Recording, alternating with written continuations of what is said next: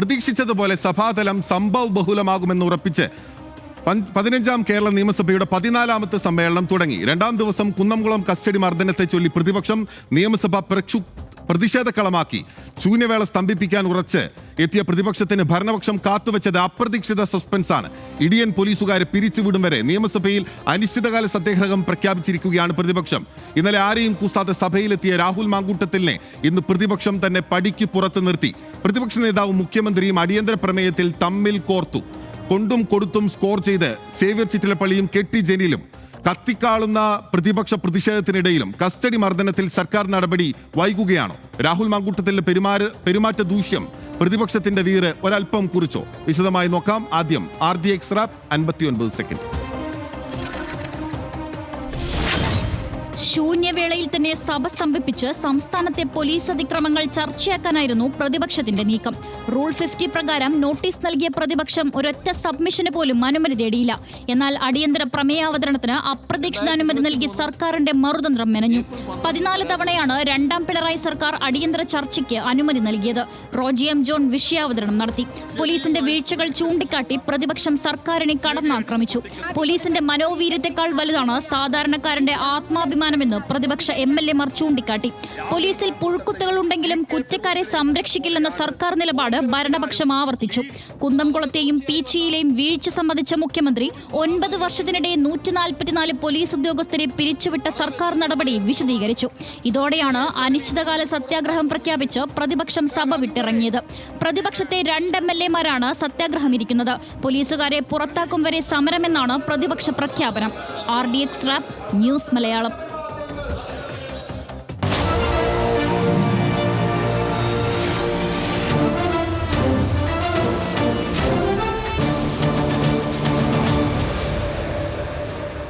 ഇന്ന് സഭയിൽ മുഴങ്ങിക്കേട്ട പ്രധാനപ്പെട്ട വാക്കുകളിലേക്കാണ് ആദ്യം RDX കടക്കുന്നത്. പോലീസിന്റെ അധപ്പതനത്തിന് ഉത്തരവാദി മുഖ്യമന്ത്രി എന്ന അടിയന്തര പ്രമേയം അവതരിപ്പിച്ച റോജി എം ജോൺ പറഞ്ഞു. അടിയന്തരാവസ്ഥ കാലത്തെ പിണറായി വിജയന്റെ പ്രസംഗം ഓർമ്മിപ്പിച്ചായിരുന്നു റോജിയുടെ അടിയന്തര പ്രമേയാവതരണം.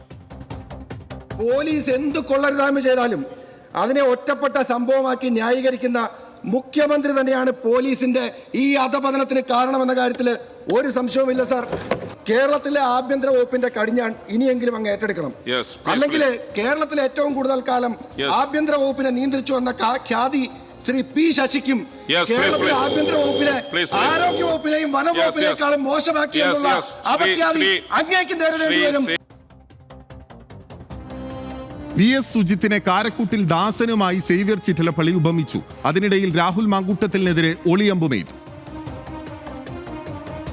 ഗോളാന്തര സിനിമ. അപ്പം അതിൽ ഈ മുരിങ്ങച്ചോട്ടിൽ രമേശൻ നായർ എന്നുള്ള കഥാപാത്രമാണ് മമ്മൂട്ടിയുടേത്.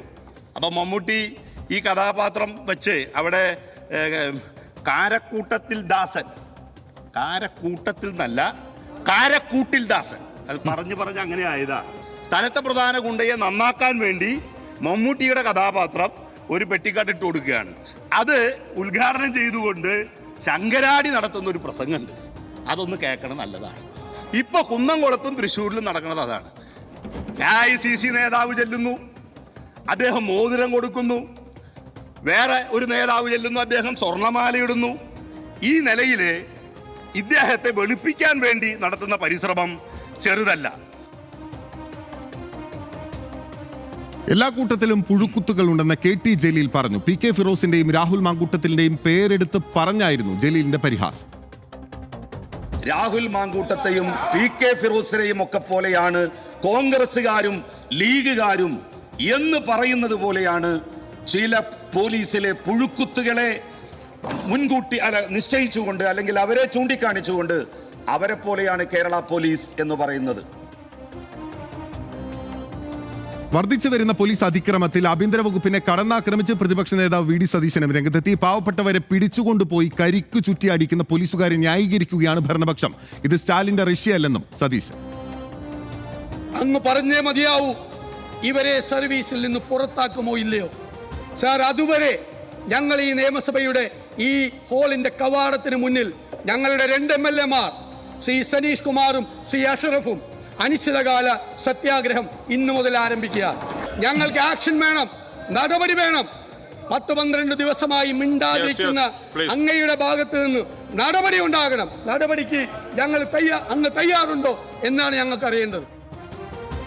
അടിയന്തര പ്രമേയ ചർച്ചയിൽ ചരിത്രം ഓർമ്മിപ്പിക്കുകയായിരുന്നു മുഖ്യമന്ത്രി പിണറായി വിജയൻ. താൻ ജീവിച്ചത് സ്റ്റാലിന്റെ റഷ്യയിലായിരുന്നില്ല. ജവഹർലാൽ നെഹ്റുവിന്റെ നേതൃത്വത്തിലുള്ള കോൺഗ്രസ് ഭരണകാലത്തെ പോലീസിന് കീഴിലാണ്. 1947 ശേഷം ഏറ്റവും കൂടുതൽ മർദ്ദനത്തിന് ഇരയാകേണ്ടി വന്നത് കമ്മ്യൂണിസ്റ്റുകാരാണെന്നും മുഖ്യമന്ത്രി പറഞ്ഞു. 1947 ശേഷം ഏറ്റവും കൂടുതൽ മർദ്ദനത്തിന് ഇരയാകേണ്ടി വന്നത് ഞങ്ങളുടെ സഖാക്കളായിരുന്നു, കമ്മ്യൂണിസ്റ്റുകാരായിരുന്നു. അത് സ്റ്റാലിനെ അനുകരിച്ചതുകൊണ്ടാണോ എന്നറിയില്ല. കോൺഗ്രസിൻ്റെ നേതൃത്വത്തിലാണ് കാര്യങ്ങൾ രാജ്യത്ത് നടന്നിരുന്നത്. അന്നിവിടെ ഏതെല്ലാം തരത്തിലുള്ള ക്രൂരതകളാണ് അരങ്ങേറിയത് എന്നത് എല്ലാവർക്കും അറിയാലോ. സർ, അങ്ങടക്കം ഇവിടെ ഇരിക്കുന്ന, ഈ ഭാഗത്തിരിക്കുന്ന എത്രയെത്ര ആളുകൾ പോലീസിൻ്റെ ക്രൂരതയ്ക്ക് ഇരയായവരാണ്. തനീഷ്, ഇതിപ്പോൾ വലിയ ഒരു കൊടുങ്കാറ്റ് പോലെ പ്രതിപക്ഷം സഭയിലെത്തും എന്നാണ് നമ്മളെല്ലാവരും ഞാൻ വിചാരിച്ചിരുന്നത്. അങ്ങനെ സംഭവിച്ചോ? അങ്ങനെ സംഭവിച്ചില്ല.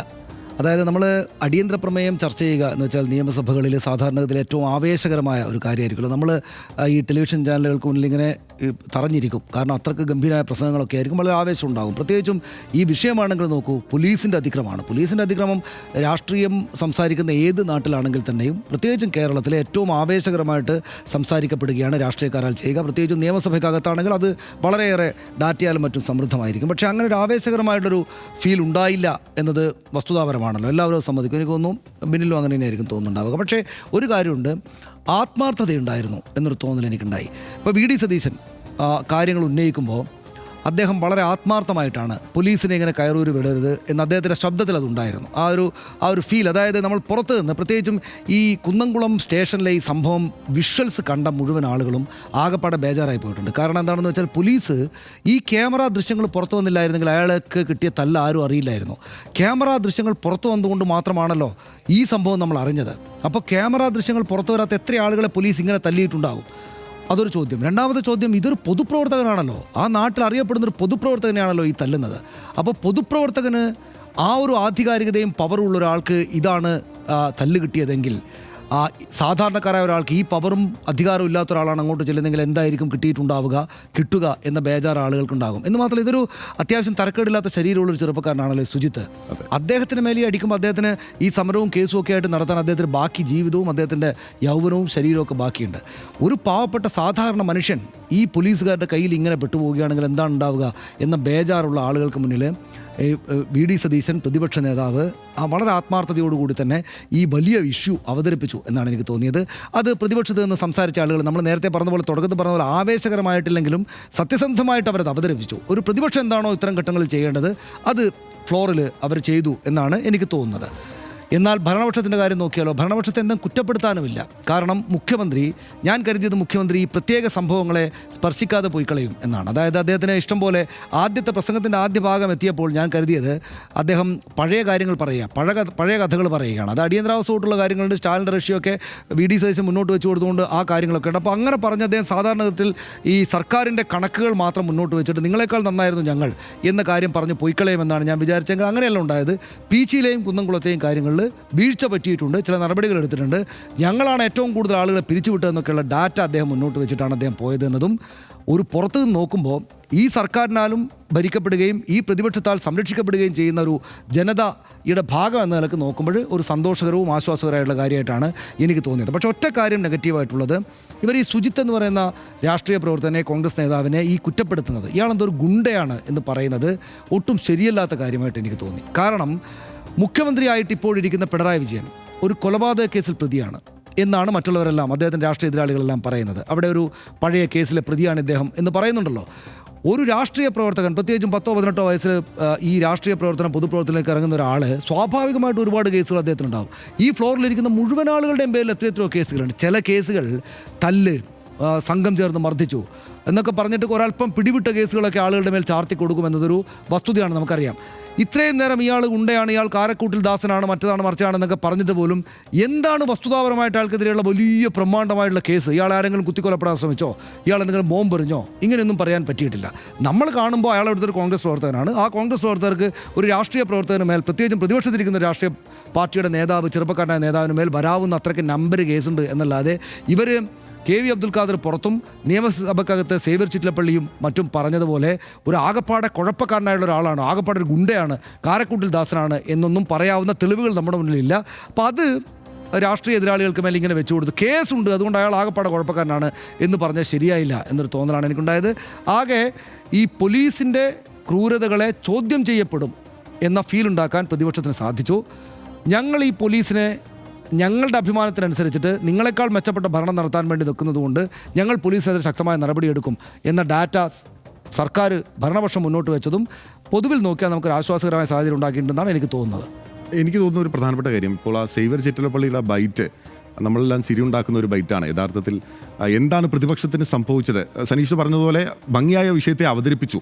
പക്ഷേ ഇങ്ങനെയാണോ ഇത്രയും വലിയൊരു പ്രധാനപ്പെട്ട ഒരു വിഷയത്തെ പ്രതിപക്ഷത്തിന് ഒരു വിഷയം കിട്ടുമ്പോൾ അത് അവതരിപ്പിക്കുന്നതെന്നൊരു പ്രധാനപ്പെട്ട ചോദ്യമുണ്ടല്ലോ. ആ അർത്ഥത്തിൽ കോൺഗ്രസിനെ ഇന്ന് പെർഫോം ചെയ്തവർക്ക് ആ അർത്ഥത്തിലേക്ക് ഉയരാൻ സാധിച്ചോ എന്ന പ്രധാനപ്പെട്ട ചോദ്യം അവിടെ നിൽക്കുകയാണ്. എന്താണ് പ്രതിപക്ഷത്തിന് സംഭവിച്ചത് എന്ന് അവരുടെ അണികളിൽ തന്നെ വലിയ രീതിയിലുള്ള ആശയക്കുഴപ്പമുണ്ട്.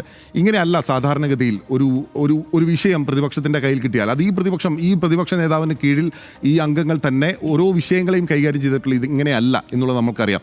അങ്ങനെ ആ സഭയ്ക്കുള്ളിൽ ജനാധിപത്യപരമായി തന്നെ പ്രതിഷേധിക്കാൻ, സർവ്വമര്യാദകളും പാലിച്ചുകൊണ്ട് പ്രതിഷേധിക്കാൻ കഴിയുന്ന വിധത്തിലെല്ലാം പ്രതിപക്ഷത്തിന് പ്രതിഷേധിക്കാനായോ എന്ന് ചോദിച്ചാൽ ഇല്ല എന്നാണ് ഞാൻ പറയുക. കാരണം രാഹുൽ മാങ്കൂട്ടത്തിൽ വിഷയം അവരെ എത്രത്തോളം ആ വിധത്തിൽ പിറകിലേക്ക് വലിച്ചിട്ടുണ്ട്. സേവ്യർ ചിറ്റലപ്പള്ളി പറഞ്ഞത് കാരക്കൂട്ടിൽ ദാസൻ എന്നതിന് പകരം കാരക്കൂട്ടത്തിൽ ദാസൻ എന്നാണ് പറഞ്ഞത്. അത് ഒരു യാഥാർത്ഥ്യം തന്നെയാണ് എന്നുള്ളതാണ് ഒരു കാര്യം. രണ്ടാമത്തെ കാര്യം, പോലീസുകാർക്കെതിരെ ഒരു വിധത്തിലും കോംപ്രമൈസ് ചെയ്യാത്ത നിലപാടെടുക്കണം. അതിനെ പിണറായി വിജയൻ ഏതെങ്കിലും കാലഘട്ടത്തിൽ പഴയ അടിയന്തരാവസ്ഥയുടെ കാര്യം പറഞ്ഞോ അല്ലെങ്കിൽ മറ്റു മർദ്ദനങ്ങളുടെ കാര്യം പറഞ്ഞോ ന്യായീകരിക്കാനാവുന്നതല്ല. അങ്ങനെ ന്യായീകരണത്തിലേക്ക് മുഖ്യമന്ത്രി ആ വിധത്തിൽ പോയിട്ടില്ല. പക്ഷേ ശക്തമായ പ്രതിരോധം. ഇപ്പോൾ എനിക്കെതിരെ ഒരു കാര്യം വരുമ്പോൾ ഞാൻ എന്നെ പ്രതിരോധിക്കാനാണല്ലോ സ്വാഭാവികമായിട്ട് നോക്കുക. അത് ഓരോ മനുഷ്യനും ചെയ്യുന്ന പോലെ തന്നെ ആ വിധത്തിൽ പ്രതിരോധിക്കുക, അതിനൊപ്പം നടപടിയെടുക്കുക എന്ന വിധത്തിലേക്ക് മാത്രമേ സർക്കാരിന് പോകാൻ സാധിക്കുകയുള്ളൂ. അതിന് നടപടി എടുപ്പിക്കുക എന്ന പോയിന്റിലേക്ക് എത്തിക്കുക എന്നുള്ളതാണ് പ്രതിപക്ഷത്തിൻ്റെ കാര്യം. അതിൽ ഈ സേവ്യർ ചിറ്റലപ്പള്ളി തന്നെ പ്രധാനമായും ചൂണ്ടിക്കാട്ടിയ ഒരു കാര്യമുണ്ട്. നമ്മൾ നേരത്തെ സംസാരിച്ചതാണ്. എത്ര സഭാ സമ്മേളനങ്ങൾ കഴിഞ്ഞു. സുജിത്തിന്റെ കേസ്, സുജിത്തിന് തല്ല് കിട്ടി, ഇത്ര ക്രൂരമായിട്ടാണ് തല്ല് കിട്ടുന്നത് എന്ന് അവിടെയുള്ള കോൺഗ്രസ്സുകാർക്കറിയാം. അത് KPCC ഭാരവാഹികൾ മുതൽ താഴേക്കുള്ള എല്ലാ ആളുകൾക്കും അറിയാം. ഒരുപക്ഷെ ഉന്നത നേതൃത്വത്തിന് അറിയണമെന്നില്ല. പക്ഷേ ആ നേതൃത്വത്തിനെല്ലാം അറിയുന്ന സ്ഥിതിക്കും എത്ര പോലീസ് സ്റ്റേഷൻ മാർച്ച് നിങ്ങൾ സംഘടിപ്പിച്ചു, എത്ര ഈ വിധത്തിലുള്ള ഉപരോധങ്ങൾ സംഘടിപ്പിച്ചു, എന്തൊക്കെ പ്രതിഷേധം നടത്തി, എത്ര നിയമസഭാ സമ്മേളനം അതിനുശേഷം കടന്നുപോയി എന്ന ചോദ്യത്തിന് മുൻപിൽ കോൺഗ്രസിന് കൃത്യമായ ഒരു മറുപടിയില്ല. അങ്ങനെയല്ലേ? കറക്റ്റാണ്. അത് കൃത്യമായിട്ടുള്ള കാര്യങ്ങളാണ് പറഞ്ഞത്. അതായത് ഒന്ന്, ഈ പറയുന്ന ഈ സേവ്യർ ചിറ്റലപ്പള്ളി തുടക്കത്തിൽ തന്നെ ആദ്യം സംസാരിച്ചപ്പോൾ തന്നെ പറഞ്ഞത് നമ്പർ എണ്ണി എത്ര നിയമസഭാ സമ്മേളനങ്ങൾ കടന്നു എന്നത്. അത് പ്രതിപക്ഷത്തിന് മേലെ എക്കാലത്തേക്കുമുള്ള ചീത്തപ്പേരായിട്ട് നിൽക്കുന്ന കാര്യത്തിൽ യാതൊരു സംശയവും എനിക്കുമില്ല. അതായത് ഈ സംഭവം ഉണ്ടായിട്ട് ഇത്ര നിയമസഭാ സമ്മേളനങ്ങൾ കടന്നിട്ട് ഈ വിഷ്വൽസ് വന്നപ്പോഴും മാത്രമാണ് കോൺഗ്രസും പ്രതിപക്ഷവും ഇങ്ങനൊരു പ്രതിഷേധത്തിലേക്ക് പോയത്, സഭയിലേക്ക് കൊണ്ടുവന്നത് എന്നത് അവരുടെ മേലെ ഒരു മായാത്ത കറയായിട്ട് നിൽക്കുന്ന കാര്യത്തിൽ എനിക്ക് സംശയമില്ല. കാരണം എന്താണെന്ന് വെച്ചാൽ നമ്മളെല്ലാവരെയും പോലെ വിഷ്വൽസ് കാണുമ്പോൾ, നാട്ടുകാരെ എല്ലാവരെയും പോലെ വിഷ്വൽസ് കാണുമ്പോൾ ഈ തല്ലിൻ്റെ ഭീകരത വിഷ്വൽസിലൂടെ കണ്ടപ്പോഴാണ് പ്രതിപക്ഷ നേതൃത്വം ഇത് മനസ്സിലാക്കിയെന്നത്. അവർ ഒരു രാഷ്ട്രീയ പാർട്ടി എന്ന നിലയ്ക്ക് എത്രമാത്രം ഇക്കാര്യത്തിൽ അലസ മനോഭാവത്തോടെയാണ് നിൽക്കുന്നത് എന്ന ഒരു തോന്നലുണ്ടാക്കിയിട്ടുണ്ട്. ഇടതുപക്ഷം പ്രതിപക്ഷത്തായിരുന്നെങ്കിൽ CPM-ൻ്റെയോ CPI-യുടെയോ ഒരു ചെറുപ്പക്കാരനാണ് ഈ തല്ല് കിട്ടിയിരുന്നെങ്കിൽ ഇങ്ങനെയല്ല ഉണ്ടാകുമായിരുന്നു എന്ന തോന്നൽ ആ കാര്യത്തിലുണ്ടായി. രണ്ടാമത്തേത്, അതും ബിനിൽ പറഞ്ഞ കറക്റ്റായിട്ടാണ് എനിക്ക് തോന്നിയത്, ഞാനത് ഓർത്താണ്. അതായത് ഈ രാഹുൽ മാങ്കൂട്ടത്തിൽ വിഷയം അങ്ങ് അപ്പാടെ നിർവീര്യമാക്കി കളഞ്ഞിട്ടുണ്ട്, ഇവരെ ആകെ ക്ഷീണിപ്പിച്ച് കളഞ്ഞിട്ടുണ്ട് പ്രതിപക്ഷത്തെ. അതായത് ഞാനത് അങ്ങനെ ഈ പ്രതിപക്ഷത്തെ എങ്ങനെയാണ് വല്ലാതെ കുറ്റം പറയുക എന്നൊരു തോന്നലുള്ളതുകൊണ്ടാണ് തുടക്കത്തിൽ പറയാതിരുന്നത്. ആകെപ്പാടെ വീക്കായൊരു പ്രതിപക്ഷത്തെയും നേതാക്കളെയുമാണ് അവിടെ കണ്ടത്. അവരെടുത്ത രണ്ട് ഉദാഹരണങ്ങൾ നോക്കൂ. ഒന്ന്, പിണറായി വിജയൻ ഇങ്ങനെ പറഞ്ഞില്ലേ എന്ന് പറഞ്ഞ് റോജി എം ജോൺ അടിയന്തര പ്രമേയം അവതരിപ്പിക്കുന്ന ആൾ പറയുന്നത് അടിയന്തരാവസ്ഥ കാലത്ത് പിണറായി വിജയൻ തല്ല് കിട്ടിയതാണ്. ഉദാഹരണം, അവരുടെ പാർട്ടി അവരുടെ സമുന്നതയായ നേതാവുണ്ടാക്കി അടിയന്തരാവസ്ഥ എന്ന് പറയുന്ന, ഒരിക്കലും അവർക്ക് രണ്ടാമതൊരു ചോദ്യം അങ്ങോട്ട് ചോദിച്ചാൽ അവർക്ക് മറുപടി പറയാൻ പറ്റാത്ത വിധമുള്ള ഒരു ഉദാഹരണമാണ് എടുത്തിട്ടത്. മറ്റൊരു ഉദാഹരണം പിണറായി വിജയൻ തന്നെ ഡീകോഡ് ചെയ്ത് കൊടുത്തു. അതായത് ഇവർ ഒരു കാര്യം പറഞ്ഞത് BS അച്യുതാനന്ദൻ്റെ കാലത്താണ്. പോരാത്തതിന് മൂന്നാമത് ഉദയകുമാറിൻ്റെ ഉരുട്ടിക്കൊല പിണറായിയുടെ കയ്യിൽ ഉണ്ടായിരുന്നു താനും. അപ്പോൾ പ്രതിപക്ഷമാണ് ഒരല്പം ക്ഷീണിച്ചത്. അത് പിന്നെ ഞാനത് പറയാതിരുന്ന അവരെ എല്ലാ ദിവസവും നമ്മൾ ഈ വിമർശിക്കുന്നത് എങ്ങനെയാണെന്ന് കരുതിയിട്ടാണ്. പക്ഷേ അതിനകത്ത് ഏറ്റവും പ്രധാനമായിട്ട് ഞാൻ കഴിഞ്ഞ ദിവസം ഹർഷൻ കൂടെ നിന്നപ്പോൾ ഞാൻ പറഞ്ഞൊരു കാര്യം, ഞാനത് ആവർത്തിച്ച് പറഞ്ഞുകൊണ്ടിരുന്നൊരു കാര്യം, ഈ രാഹുൽ മാങ്കൂട്ടത്തിൽ ഈ പാർട്ടിയോടും ഈ പ്രതിപക്ഷത്തോടും ചെയ്ത ചതി, അത്ര വലുപ്പത്തിലുള്ള ചതി നമ്മുടെ ഓർമ്മയിലും അറിവിലും ഒരു രാഷ്ട്രീയ നേതാവും അവരവരുടെ പാർട്ടിയോട് ചെയ്തിട്ടില്ല. കാരണം അവർ അടിച്ച് കയറി വരുമ്പോൾ ക്ഷീണിതരായിപ്പോയി. എന്തു പറയുമ്പോഴും എന്താണ് ഈ പറയുന്ന കാരക്കൂട്ടത്തിൽ എന്ന് പറഞ്ഞ് പരിഹസിക്കുക. KV സുമേഷിൻ്റെ പ്രസംഗത്തിലൊരു പരിഹാസം ഉണ്ടായിരുന്നു. അതിനു മുമ്പ് വീണ ജോർജ് ഇതുമായി ബന്ധപ്പെട്ട അല്ലാത്ത കാര്യം നടത്തുമ്പോൾ പരിഹസിച്ചു. അപ്പോൾ ഇവർ എന്തു നിങ്ങളെ പറഞ്ഞാലും സംരക്ഷിക്കും. അപ്പോൾ വല്ലാതെ വീക്കായിപ്പോയി. അത് രണ്ട് കാര്യങ്ങളും കറക്റ്റാണ്. അത് നമ്മൾ പിന്നെയും അത് അവരെ വീക്കായ പ്രതിപക്ഷത്തിനെ പരിഹരിക്കേണ്ടല്ലോ എന്ന് വിചാരിച്ചിട്ടാണ് ഞാൻ പറയുന്നത്. പക്ഷേ സതീശൻ പിടിച്ചു നിന്നു. ധാർമ്മികതയും ഒരല്പം ജനങ്ങൾക്ക് വേണ്ടിയുള്ള സെന്റിമെന്റ്സ് മുന്നോട്ട് വെച്ചിട്ട് പോലീസ് ഇങ്ങനെ ആവരുത് എന്ന കാര്യം അദ്ദേഹം പറയാൻ നിന്നു എന്നാണ് എനിക്ക് തോന്നിയത്. 2 ആഭ്യന്തരമന്ത്രിമാരുണ്ട്, മുൻ ആഭ്യന്തരമന്ത്രി അവരുടെ കയ്യിലുണ്ട്. അവരേത് വിധത്തിലാണ് പെർഫോം ചെയ്തതെന്നുള്ള ഒരു ചോദ്യം കൂടി അവിടെ നിലനിൽക്കുന്നുണ്ട്. അതെല്ലാം പ്രതിപക്ഷം അവരുടെ പാർലമെന്ററി പാർട്ടി എടുക്കുന്ന തീരുമാനമാണ്. ആര് സംസാരിക്കണം, എത്ര സംസാരിക്കണം എന്നീ കാര്യങ്ങളെല്ലാം തന്നെ. പക്ഷേ അത് ഈ വിധത്തിലാണോ ഇംപ്ലിമെന്റ് ചെയ്യുന്നത്? നോക്കൂ, സനീഷ് ചൂണ്ടിക്കാട്ടിയതുപോലെ തന്നെ ഈ കേസുകളെല്ലാം ഉണ്ടായിട്ടുള്ളത് UDF സർക്കാരിന്റെ കാലത്താണ് എന്നുള്ളൊരു വസ്തുത നിലനിൽക്കുന്നുണ്ട്. എല്ലാ കേസുകളും അല്ല, സുഹിത്തിന്റെ കേസല്ല ഞാൻ പറയുന്നത്. ഇപ്പോൾ ജയകൃഷ്ണൻ തണ്ണിത്തോട് എന്ന് പറയുന്ന പത്തനംതിട്ടയിലെ CPIM നേതാവിൻ്റെ SFI നേതാവിൻ്റെ കാര്യം പറഞ്ഞു കഴിഞ്ഞാൽ ആ വിഷയങ്ങളെല്ലാം അവിടെ ഉണ്ടായിരുന്നു. അത് ഈ സർക്കാരിൻ്റെ കാലത്തും ആ ഉദ്യോഗസ്ഥനെ സംരക്ഷിക്കുകയാണ്. ആ അർത്ഥത്തിൽ മറ്റൊരു പോയിന്റ് കൂടെ ഉണ്ട്. അപ്പോൾ എല്ലാ പോയിന്റുകളും പറഞ്ഞിട്ടുണ്ടോ എന്നുള്ളത് പ്രതിപക്ഷം തന്നെ ആത്മപരിശോധന നടത്തേണ്ട ഒരു കാര്യമാണ്. നിശ്ചയമായിട്ടും നിയമവാഴ്ച നിലനിർത്തുകയും ജനങ്ങളുടെ ജീവനും സ്വത്തിനും സംരക്ഷണം നൽകുകയുമാണ് ജനാധിപത്യ സംവിധാനത്തിൽ പോലീസിന്റെ കടമ. ജനസേവകരായിരിക്കുന്നതിന് പകരം അവരെ തല്ലുന്ന ഇടിയൻ പോലീസ് എന്ന സങ്കല്പം എത്ര പ്രാകൃതമാണ്. നിയമപാലകരും ജനങ്ങളും തമ്മിലുള്ള അകലം കുറയ്ക്കാനാണ് ജനമൈത്രി പോലീസിംഗ് അടക്കമുള്ള സംവിധാനങ്ങൾ സർക്കാർ ആവിഷ്കരിച്ചത്. ഒരിക്കലും നന്നാകില്ല എന്നുറപ്പിച്ച ചില ഉദ്യോഗസ്ഥരാണ് കേരള പോലീസ് ചെയ്യുന്ന നല്ല സേവനങ്ങൾക്ക് കളങ്കമാകുന്നത്. അക്കൂട്ടരെ സംരക്ഷിക്കുന്നു എന്ന പേര് അടിയന്തരാവസ്ഥ കാലത്ത് പോലീസിന്റെ 3ാം മുറയ്ക്കിരയായ അനുഭവമുള്ള മുഖ്യമന്ത്രി പിണറായി വിജയൻ വന്നു ചേരാതിരിക്കട്ടെ. കുറ്റക്കാരായ ഉദ്യോഗസ്ഥർക്കെതിരെ ചട്ടപ്രകാരമുള്ള പരമാവധി നടപടി വൈകരുതെന്ന അഭിപ്രായം RDX ഒരിക്കൽ കൂടി ആവർത്തിക്കുന്നു. ഇടിയൻ പോലീസുകാർക്കെതിരെ നടപടി വേണമെന്നാവശ്യപ്പെട്ട് പ്രതിപക്ഷത്തിന് സമരം ചെയ്യേണ്ടി വരുന്നത് തന്നെ ജനാധിപത്യ സംവിധാനത്തിന് അപമാനകരമാണ്. 2 അഭിപ്രായത്തിന് വിദൂര സാധ്യത പോലുമില്ലാത്ത ഈ വിഷയത്തിൽ ഉടനടി നടപടി RDX പ്രതീക്ഷിക്കുകയാണ്.